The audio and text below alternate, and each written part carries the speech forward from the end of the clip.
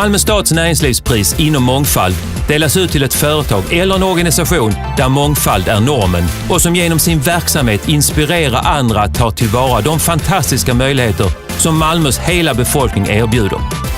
De nominerade till Malmö stads näringslivspris inom mångfald 2011 är IKEA har blivit känt världen över för att erbjuda ett brett sortiment av funktionsdugliga heminredningsprodukter till rimligt pris, baserat på en vision om en bättre vardag för de många människorna. IKEA har även gjort mångfald till en viktig del av affärsidén. Som exempel har IKEA i Svågertorp låtit arbetskooperativet Jallatrappan sy upp 80 stycken slöjor i blågula färger till de medarbetare som vill bära slöja på jobbet. Så har IKEA visat att man bejakar mångfald i vardagen samtidigt som man aktivt har infogat detta i sin affärsidé.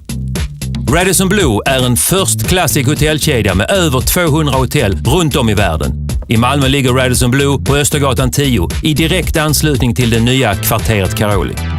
Radisson Blu arbetar aktivt på individnivå för att skapa karriärmöjligheter även för medarbetare som traditionellt har svårt att avancera.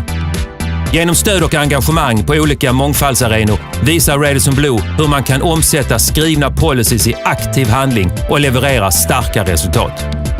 Örestads bevakning har sitt huvudsäte i Malmö och är ett av Sveriges äldsta bevakningsföretag med över 40 år i branschen.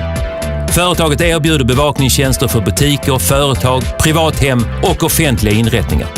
Örestads bevakning agerar utifrån en grundtanke om att anställa folk med olika bakgrund på grundval av var företaget verkar. Och har gjort detta mycket framgångsrikt.